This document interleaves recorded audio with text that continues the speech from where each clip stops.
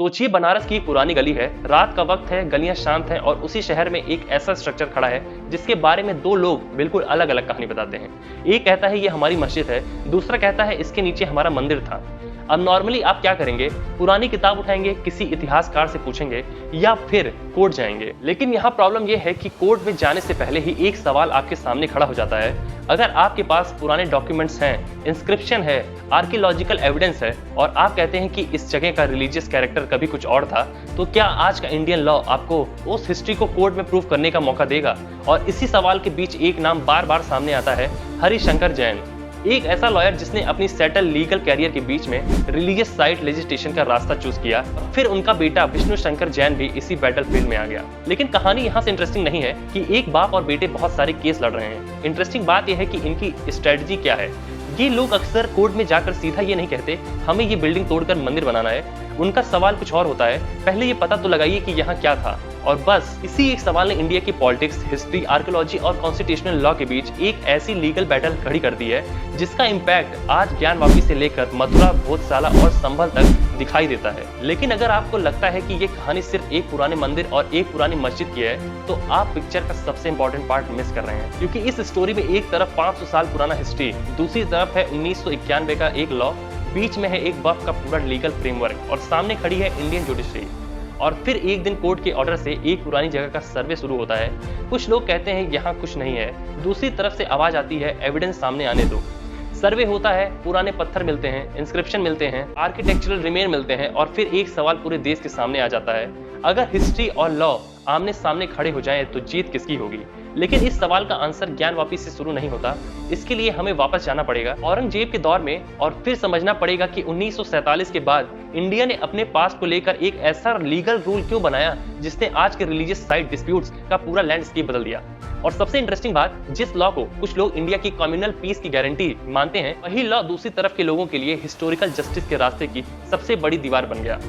तो आखिर ये लॉ था क्या? वक्फ के रूल्स कैसे काम करते थे? हरिशंकर जैन ने इस लीगल वॉल को चैलेंज करने की स्ट्रेटजी कैसे बनाई? और उनके बेटे विष्णु शंकर जैन ने ज्ञानवापी से लेकर मथुरा और संभल तक इस फाइट को किस तरह एक्सपैंड किया? और सबसे बड़ा सवाल, क्या कोर्ट के थ्रू 500 साल पुरानी हिस्ट्री को दोबारा खोला जा सकता है? आज की इस कहानी में हम स्लोगन नहीं देखेंगे, हम देखेंगे डॉक्यूमेंट्स, हम देखेंगे कोर्ट्स ऑर्डर और देखेंगे आर्कियोलॉजिकल एविडेंस। और सबसे इंपॉर्टेंट, हम अलग करेंगे क्लेम क्या है, एविडेंस क्या है और कोर्ट ने एक्चुअल क्या कहा था। क्योंकि जब बात हिस्ट्री की हो तो कहानी बहुत लोग सुना सकते हैं, लेकिन जब वही कहानी कोर्ट रूम में पहुंचती है तो सिर्फ एविडेंस बोलता है। अब सबसे पहले औरंगजेब की बात करते हैं। औरंगजेब का नाम इंडिया की हिस्ट्री डिबेट में आते ही इमोशन बहुत स्ट्रांग हो जाते हैं। लेकिन अगर हम इस स्टोरी को साइंटिफिकली और हिस्टोरिकली ग्राउंडेड रखना चाहते हैं तो हमें एक सिंपल रूल फॉलो करना होगा, जो डॉक्यूमेंटेड है उसे फैक्ट की तरह बोलेंगे और जो इंटरप्रिटेशन है उसे इंटरप्रिटेशन की तरह। औरंगजेब के रेंज में इंपॉर्टेंट हिंदू टेम्पल्स के डिस्ट्रक्शन के हिस्टोरिकल रिकॉर्ड मिलते हैं। काशी विश्वनाथ और मथुरा के केशव देवा टेम्पल के केसेस इस डिस्कशन के सबसे इंपॉर्टेंट एग्जांपल हैं। लेकिन एक क्लेम जो बहुत रिपीट होता है वो ये है कि औरंगजेब ने पूरा इंडिया के हर टेंपल को डिस्ट्रॉय करने का एक यूनिवर्सल ऑर्डर इशू किया था। यहाँ हिस्टोरियंस के एक बीच डिबेट है। कुछ हिस्टोरिकल सोर्स टेंपल डिस्ट्रक्शन के औरंगजेब की रिलीजियस पॉलिसी का इंपॉर्टेंट पार्ट दिखाते हैं, लेकिन हिस्टोरियन रिचर्ड एटन जैसे स्कॉलर आर्ग्यू करते हैं कि मेडिवल इंडिया में टेंपल डिस्ट्रक्शन सेलेक्टिव भी था, रॉयल अथॉरिटी और सिंबॉलिक पावर से कनेक्टेड था। मतलब ये कहना कि टेंपल डिस्ट्रक्शन हुआ ही नहीं था गलत है, लेकिन ये कहना कि एक सिंगल ऑर्डर के थ्रू हर हिंदू टेंपल को सिस्टमैटिकली डिस्ट्रॉय कर दिया गया था, उसके लिए भी स्ट्रॉन्गर एविडेंस हमें नहीं मिला है। और यही डिस्टिंक्शन हमारी पूरे डॉक्यूमेंट्री का बेसिक प्रिंसिपल है। काशी विश्वनाथ का डिस्ट्रक्शन डॉक्यूमेंटेड हिस्टोरिकल इवेंट है, मथुरा के केशव देवा टेंपल का डिस्ट्रक्शन भी हिस्टोरिकल रिकॉर्ड का पार्ट है। लेकिन इन इवेंट से पूरे मेडिवल इंडिया की हर रिलीजियस साइट के बारे में ऑटोमेटिक कंक्लूजन निकाला नहीं जा सकता। अब हिस्ट्री से सीधा मॉडर्न इंडिया में आते हैं। 15 अगस्त 1947 इंडिया इंडिपेंडेंट हुआ, लेकिन इंडिपेंडेंस के साथ एक डिफिकल्ट क्वेश्चन भी सामने था। अगर किसी रिलीजियस साइट का कैरेक्टर सेंचुरीज के कॉन्फ्लिक्ट में चेंज हुआ था तो क्या इंडिपेंडेंट इंडिया उन सब डिस्प्यूट को रीओपन करेगा? अगर आंसर हाँ होता तो इमेजिन कीजिए क्या होता। हर सिटी में पुराने रिकॉर्ड सर्च होते, हर टेंपल और मॉस्क्यू की हिस्ट्री पर डिस्प्यूट होता, हर जनरेशन पुरानी प्रॉपर्टी क्लेम को कोर्ट में ले जा सकती थी और हो सकता है कि इंडिया का लीगल सिस्टम हिस्टोरिकल डिस्प्यूट्स का एंडलेस बैटलफील्ड बन जाता। इसी कंसर्न के बैकग्राउंड में 1991 में places of worship special provision act आया। इस लॉ ने ब्रॉडली ये प्रिंसिपल एस्टैब्लिश किया कि 15 अगस्त 1947 को किसी प्लेस ऑफ वर्शिप का जो रिलीजियस कैरेक्टर था वो मेंटेन किया जाएगा। सिंपल लैंग्वेज में समझाइए, अगर 15 अगस्त 1947 को कोई जगह मॉस्क्यू के रूप में रिकॉग्नाइज थी तो जनरली उसके रिलीजियस कैरेक्टर को टेंपल बनाने के लिए लीगल प्रोसीडिंग के थ्रू चेंज नहीं किया जा सकता, और इसी के साथ एक्ट ने ऐसे डिस्प्यूट्स के अगेंस्ट लीगल प्रोसीडिंग पर मेजर रिस्ट्रिक्शन लगा दी। लेकिन यहाँ एक इंटरेस्टिंग एक्सेप्शन था, अयोध्या। अयोध्या को इस एक्ट से स्पेशली एक्सक्लूड किया गया और इसका रिजल्ट आप सब जानते हैं, राम जन्मभूमि डिस्प्यूट कोर्ट में कंटिन्यू हुआ। इवेंचुअली सुप्रीम कोर्ट ने 2019 में फाइनल जजमेंट दिया, डिस्प्यूटेड लैंड रामलला के फेवर में गया और मुस्लिम साइड को अल्टरनेटिव लैंड प्रोवाइड करने का डायरेक्शन दिया गया। लेकिन अयोध्या के बाहर पिक्चर कंप्लीटली डिफरेंट थी।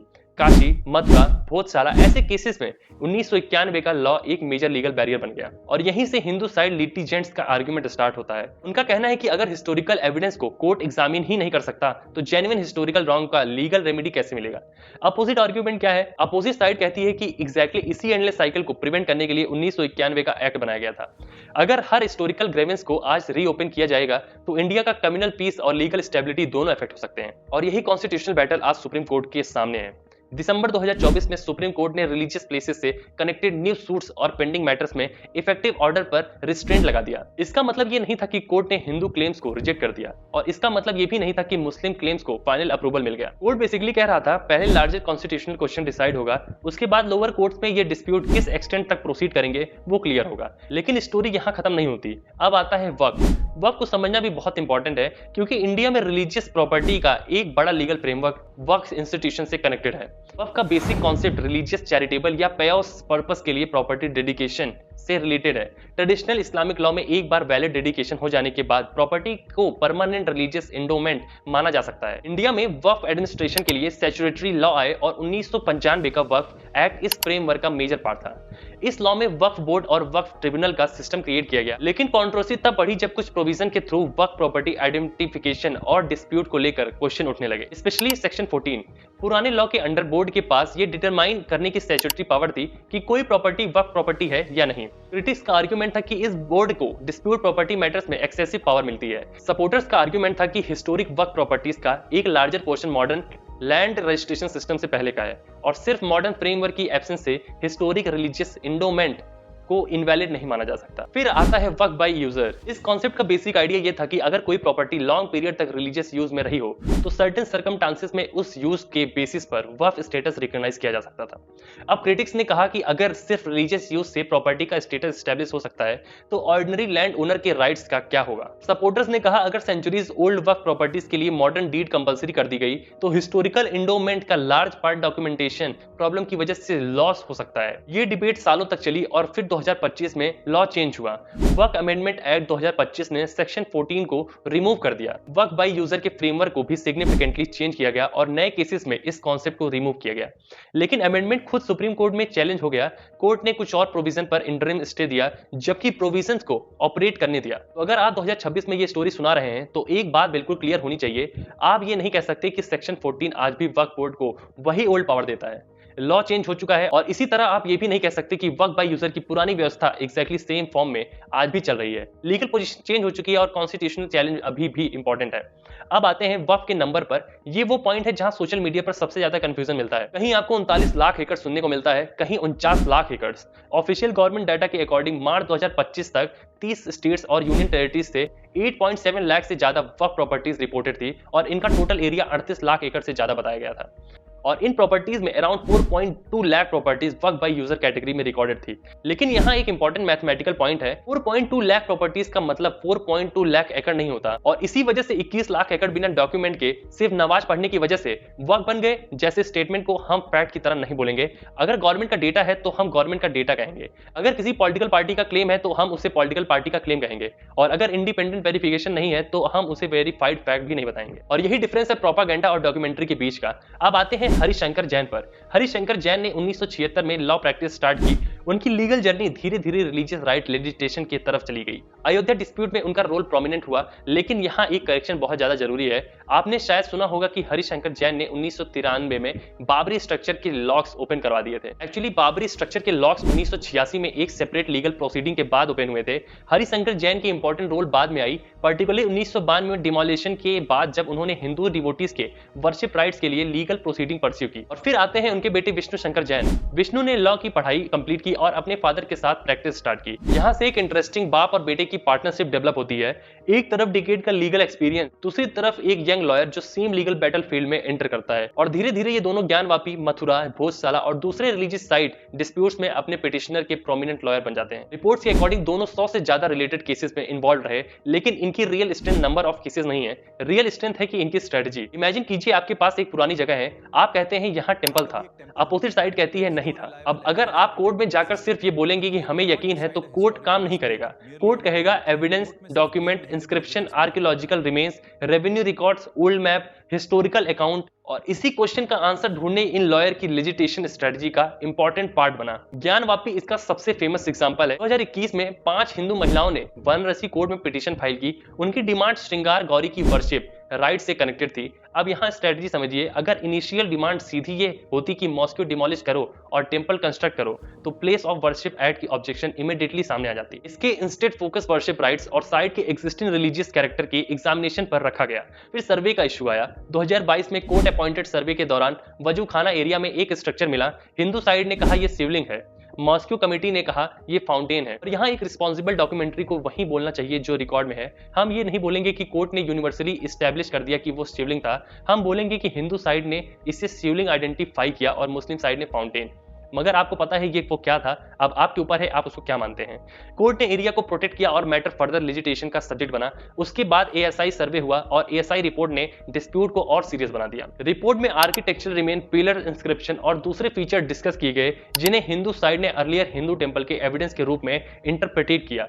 विष्णु शंकर जैन ने कहा कि रिपोर्ट ने मॉस्क्यू से पहले एक लार्ज हिंदू टेंपल स्ट्रक्चर का एग्जिस्टेंस को एस्टैब्लिश किया, लेकिन फिर वही important distinction, archaeology tells us what may have existed at a site, law tells us what right exist today. और कोर्ट को दोनों को कनेक्ट करना पड़ता है। अगर आर्कियोलॉजिकल एविडेंस मिलता है कि एक ओल्डर स्ट्रक्चर एग्जिस्ट करता था, तो नेक्स्ट क्वेश्चन ऑटोमेटिकली ये नहीं होता कि आज की प्रॉपर्टी किसकी है। उसके लिए टाइटल, पोजीशन, लीगल स्टेटस और हिस्टोरिकल कंटिन्यूटी सब देखना पड़ता है। इसी तरह मथुरा का केस भी है। हिंदू पिटिशनर का क्लेम है कि कृष्ण जन्मभूमि से कनेक्टेड लैंड पर शाही दरगाह स्ट्रक्चर है।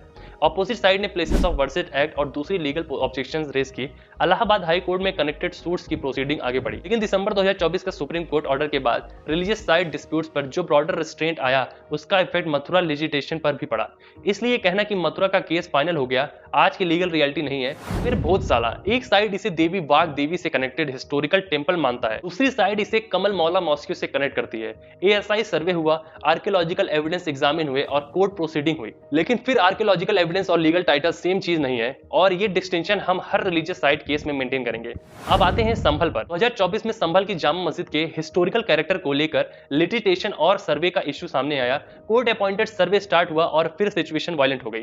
क्लैशेस में 4 लोगों की डेथ हुई। यहाँ स्टोरी एकदम सडनली हिस्ट्री से प्रेजेंट रियलिटी में आ जाती है, क्योंकि ये सिर्फ 500 साल पुराने पत्थर की बात नहीं थी, ये प्रेजेंट डे पीपल्स की लाइफ की बात थी। और इसीलिए रिलीजियस साइट डिस्प्यूट्स को हैंडल करना कोर्ट के लिए एक्सट्रीमली सेंसिटिव मैटर है। किसी के सर्वे का लीगल पर्पस एविडेंस कलेक्ट करना हो सकता है, लेकिन ग्राउंड पर वही सर्वे पॉलिटिकल और कम्युनल टेंशन का ट्रिगर बन सकता है। और इसी बैकग्राउंड में सुप्रीम कोर्ट का दिसंबर 2024 में ऑर्डर समझना और इंपॉर्टेंट हो जाता है। कोर्ट ने कहा कि नए रिलीजियस प्लेस सूट्स रजिस्टर नहीं किए जाएंगे और पेंडिंग केसेस में इफेक्टिव इंटरिम या फाइनल ऑर्डर नहीं किया जाएगा जब तक लार्जर लीगल इशू उसके सामने है। ये फाइनल विक्ट्री या फाइनल डिफीट नहीं थी, ये एक पॉज था, एक लीगल पॉज, ताकि सुप्रीम कोर्ट पहले डिसाइड कर सके कि प्लेस ऑफ वर्शिप एक्ट का कॉन्स्टिट्यूशनल फ्रेमवर्क एग्जैक्टली किस तरह ऑपरेट करेगा। अब एक इंटरेस्टिंग क्वेश्चन, क्या हरिशंकर जैन और विष्णु शंकर जैन लिटरली सिर्फ 2 लोग हैं जो पूरे सिस्टम के अगेंस्ट खड़े हैं?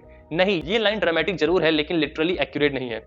रिलीजियस साइड लिजिटेशन में कई लॉयर्स, ऑर्गेनाइजेशन और पिटिशनर इन्वॉल्व हैं, लेकिन इन दोनों की यूनिकनेस ये है कि इन्होंने डिकेड्स तक इसी काइंड ऑफ लिटिगेशन को कंटिन्यू किया और इसे एक स्पेशलाइज्ड लीगल प्रैक्टिस के फॉर्म में डेवलप किया। और उनकी स्ट्रेटजी का इंपैक्ट इसलिए बड़ा है क्योंकि एक केस का लीगल अप्रोच दूसरे केसेस के लिटिगेंट्स को भी इन्फ्लुएंस कर सकता है। अगर एक कोर्ट सर्वे अलाउ करता है, तो दूसरी साइड के लिटिगेंट्स उस लॉजिक को दूसरे केस में साइड कर सकते हैं। अगर कोर्ट एविडेंस प्रिजर्वेशन का ऑर्डर देता है, तो फ्यूचर केसेस में भी सेम प्रिंसिपल इवोक हो सकता है, यानी लिटिगेशन का इफेक्ट एक केस से बाहर भी जा सकता है। लेकिन यहाँ एक और इंपॉर्टेंट पॉइंट है, अगर हम ट्रूली एविडेंस बेस्ड डॉक्यूमेंट्री बना रहे हैं तो हमें सिर्फ हिंदू साइड के क्लेम्स को टेस्ट नहीं करना चाहिए, मुस्लिम साइड के क्लेम्स को भी एविडेंस के अगेंस्ट टेस्ट करना होगा। अगर कोई वक्फ प्रॉपर्टी को क्लेम करता है तो उसका लीगल बेसिस क्या है, अगर कोई टेंपल क्लेम करता है तो उसका हिस्टोरिकल बेसिस क्या है, अगर कोई आर्कियोलॉजिकल स्ट्रक्चर को टेंपल के रिमेन्स कहता है तो एक्सपर्ट क्या कहते हैं, अगर कोई इंस्क्रिप्शन है तो उसका डेट क्या है, उसका कॉन्टेक्स्ट क्या है, किसने बनाया, कब बनाया, और सबसे इंपॉर्टेंट क्या उस एविडेंस का प्रेजेंट डे लीगल कॉन्सिक्वेंसेस भी है। यही वो क्वेश्चन है जो कोर्ट रूम में मैटर करते हैं, और इसी पॉइंट पर हरिशंकर जैन और विष्णु शंकर जैन की हिस्टोरी एक लार्जर नेशनल डिबेट बन जाती है।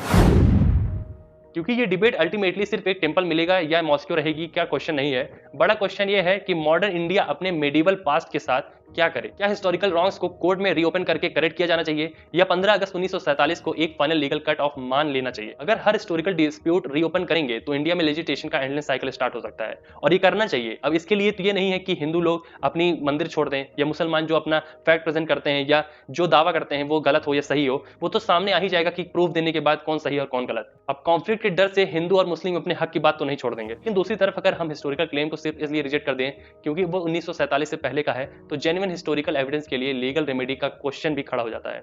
यही कॉन्स्टिट्यूशनल बैलेंस सबसे डिफिकल्ट है, और इसी बैलेंस के सेंटर में प्लेस ऑफ वर्शिप एक्ट का फ्यूचर है। इसी के साथ वक्फ लॉ का फ्यूचर भी कनेक्टेड है, और इसी लीगल इन्वायरमेंट में हरिशंकर जैन और विष्णु शंकर जैन जैसे लॉयर अपनी लिटिगेशन कंटिन्यू कर रहे हैं। अब एक मिनट के लिए इमेजिन कीजिए कि इनकी पूरी स्ट्रेटजी को एक सिंपल फॉर्मूला में कन्वर्ट करना हो, history claims, then documents, then court petition, then survey, then archaeological evidence, then legal arguments और फाइनली जजमेंट। यानी इनकी फाइट का कोर आइडिया ये नहीं है कि कोर्ट को फोर्स करके कोई हिस्टोरिकल कंक्लूजन एक्सेप्ट करवा दिया जाए, कोर आइडिया ये है कि कोर्ट को एविडेंस एग्जामिन करने का अपॉर्चुनिटी दिया जाए। अब कोर्ट एविडेंस को एक्सेप्ट करेगा या रिजेक्ट करेगा ये सेपरेट क्वेश्चन है, और इसी वजह से किसी भी डॉक्यूमेंट्री में सर्वे हो गया मतलब टेंपल प्रूव हो गया कहना भी गलत होगा। सर्वे इन्वेस्टिगेशन है, आर्कियोलॉजिकल रिपोर्ट एविडेंस है, जजमेंट लीगल कंक्लूजन है, तीनों को मिक्स कर देंगे तो स्टोरी इमोशनल हो सकती है लेकिन एक्यूरेट नहीं रहेगी। और यही रीजन है कि ज्ञानवापी, मथुरा, भोजशाला और संभल को एक सिंगल नैरेटिव में समझना टेम्पटिंग है, लेकिन लीगली हर केस अलग है, हर साइड का हिस्ट्री अलग है, हर साइड का एविडेंस अलग है, और हर साइड का टाइटल डिस्प्यूट अलग है, और हर केस पर एप्लीकेबल लीगल प्रोविजन भी अलग सर्कमस्टांसेस क्रिएट कर सकते हैं। तो फिर हरिशंकर जैन और विष्णु शंकर जैन ने एक्चुअली क्या चेंज किया? सबसे सिंपल आंसर है, उन्होंने हिस्टोरिकल रिलीजियस क्लेम को सस्टेन कोर्ट रूम लिजिटिगेशन को सब्जेक्ट बना दिया। उन्होंने ओल्ड रिकॉर्ड्स और आर्कियोलॉजिकल एविडेंस को लीगल स्ट्रेटजी या सेंट्रल पार्ट बनाया, और उन्होंने ये आर्गुमेंट रिपीटेडली पुश किया कि किसी रिलीजियस साइट के हिस्टोरिकल कैरेक्टर को डिटरमाइन किए बिना डिस्प्यूट को सिंपली क्लोज नहीं कर देना चाहिए। और उनकी पॉलिटिक्स से एग्री करें या डिसएग्री करें, आप उनके हिस्टोरिकल इंटरप्रिटेशन को एक्सेप्ट करें या चैलेंज करें, लेकिन उनकी लिजिटिगेशन स्ट्रेटजी को समझना इंपॉर्टेंट है क्योंकि इसका impact India's legal political debate पर क्लियरली दिखाई देता है। अब स्टोरी का सबसे इंपॉर्टेंट क्वेश्चन, अगर कल किसी कोर्ट के सामने कोई 500 साल पुराना डॉक्यूमेंट आता है, अगर उसके साथ आर्कियोलॉजिकल एविडेंस भी आता है, अगर इंस्क्रिप्शन भी मिलते हैं और एविडेंस स्ट्रांगली सजेस्ट करता है कि प्रेजेंट स्ट्रक्चर से पहले वहां कोई दूसरा रिलीजियस स्ट्रक्चर था, तो क्या कोर्ट को उस एविडेंस को एग्जामिन करना चाहिए या 15 अगस्त 1947 की डेट के बाद उस क्वेश्चन को लीगल परमानेंटली क्लोज हो जाना चाहिए? इसका आंसर सिंपल नहीं है, क्योंकि हिस्ट्री को करेक्ट करने की डिजायर और प्रेजेंट डे स्टेबिलिटी को प्रोटेक्ट करने की रिस्पॉन्सिबिलिटी दोनों डेमोक्रेटिक सोसाइटी में इंपॉर्टेंट है। एक तरफ हिस्टोरिकल जस्टिस का आर्गुमेंट है, दूसरी तरफ कॉन्स्टिट्यूशनल स्टेबिलिटी का। एक तरफ एविडेंस को एग्जामिन करने का राइट है, दूसरी तरफ एंडलेस लेजिस्लेशन और क्रिमिनल कॉन्फ्लिक्ट का रिस्क है, और इंडिया को इन दोनों के बीच एक बैलेंस फाइंड करना होगा। इसलिए ये स्टोरी सिर्फ हरिशंकर जैन और विष्णु शंकर जैन की स्टोरी नहीं है, ये इंडिया के पास्ट और प्रेजेंट के बीच एक कॉन्वर्सेशन है, ये हिस्ट्री और लॉ के बीच एक कोलाइजन है, ये आर्कियोलॉजी और ओनरशिप के बीच डिफरेंस समझाने की कहानी है। और सबसे इंपॉर्टेंट ये इस बात की कहानी है कि जब पुराने हिस्टोरिकल मेमोरी को कोर्ट के सामने रखा जाता है तो इमोशन से ज्यादा इंपॉर्टेंट क्या होता है? एविडेंस। क्योंकि पब्लिक डिबेट में आप 1000 बार कह सकते हैं कि ये जगह हमारी थी, लेकिन कोर्ट रूम में जज सिर्फ सवाल पूछेगा तो उसको प्रूव करना होगा, और उस एक सवाल का आंसर देने के लिए चाहिए डॉक्यूमेंट्स, चाहिए रिकॉर्ड्स, चाहिए आर्कियोलॉजी, चाहिए क्रेडिबल हिस्टोरिकल सोर्सेज, और फिर चाहिए लॉ। इसलिए अगर आप मुझसे पूछेंगे कि हरिशंकर जैन और विष्णु शंकर जैन की सबसे बड़ी फाइट क्या है, तो मैं कहूंगा कि ये सिर्फ किसी एक टेंपल को रिक्लेम करने की फाइट नहीं है, ये एक लार्जर लीगल क्वेश्चन की फाइट है। क्या हिस्ट्री को कोर्ट रूम में दोबारा एग्जामिन किया जा सकता है, और अगर किया जा सकता है तो उसकी लिमिट क्या होगी? क्या हर हिस्टोरिकल रॉन्ग को मॉडर्न लॉ में रेमेडी मिलेगी, या एक पॉइंट के बाद सोसाइटी को कहना पड़ेगा हिस्ट्री को याद रखो लेकिन प्रेजेंट को उसके लिए मत तोड़ो? इस डिबेट को फाइनल आंसर अभी बाकी है। प्लेस ऑफ वर्शिप एक्ट पर सुप्रीम कोर्ट का कॉन्स्टिट्यूशनल डिटर्मिनेशन इंपॉर्टेंट होगा, वक्फ अमेंडमेंट एक्ट पर सुप्रीम कोर्ट की फाइनल स्क्रूटनी इंपॉर्टेंट होगी, और इंडिविजुअल रिलीजियस साइड डिस्प्यूट में कोर्ट एविडेंस को किस तरह इंटरप्रिटेट करते हैं वो भी इंपॉर्टेंट होगा। लेकिन एक चीज क्लियर है, इस पूरी बैटल का final battle field social media नहीं है, पॉलिटिकल रैली नहीं है, टेलीविजन डिबेट नहीं है, फाइनल बैटल फील्ड है कोर्ट रूम, और कोर्ट रूम में न क्राउड डिसाइड करता है न स्लोगन, वहां डिसाइड करता है एविडेंस। इसलिए हिस्ट्री चाहे 500 साल पुरानी हो, जब वो आज की कोर्ट में एंटर करती है तो सवाल ये नहीं होता कि कम्युनिटी की फीलिंग्स स्ट्रॉन्गर है, सवाल होता है एविडेंस क्या कहते हैं, लॉ क्या कहते हैं और कॉन्स्टिट्यूशन क्या अलाउ करता है। और शायद इसीलिए हरिशंकर जैन और विष्णु शंकर जैन की कहानी को समझना इतना इंपॉर्टेंट है, क्योंकि इन्होंने एक पुराने हिस्टोरिकल क्वेश्चन को एक मॉडर्न लीगल क्वेश्चन में कन्वर्ट कर दिया। अब उस क्वेश्चन का फाइनल आंसर क्या होगा, ये किसी लॉयर, पॉलिटिशियन या हिस्टोरियन के साथ में नहीं है, ये आखिरकार कोर्ट को डिसाइड करना है। और तब तक क्लेम को क्लेम रखिए, एविडेंस को एविडेंस ही रखिए और वर्डिक्ट को वर्डिक्ट आने दीजिए, क्योंकि जब हिस्ट्री कोर्ट रूम में होती है तो कहानी कोई भी सुना सकता है, लेकिन आखिर में सिर्फ एविडेंस बोलता है। ये सब जो मैंने बताया ये सब एक लीगल टर्म था, और इंडिया में लीगल टर्म से ही कुछ हासिल किया जा सकता है। अपने भावनाओं को थोड़ा सा कंट्रोल रखिए और कोर्ट पर भरोसा रखिए कि आपके हक की लड़ाई आपको जरूर सही मिलेगी। मेरे इस वीडियो से किसी को आहत हुआ हो तो उसके लिए मैं क्षमा चाहता हूँ। बाकी अगर आपको ऐसी वीडियो पसंद आती हो तो इस वीडियो को लाइक कर दीजिए, और ऐसे वीडियोस और देखने हैं बिना किसी बायसनेस के तो इस चैनल को सब्सक्राइब कर लीजिएगा। तब तक के लिए जय हिंद, वंदे मातरम।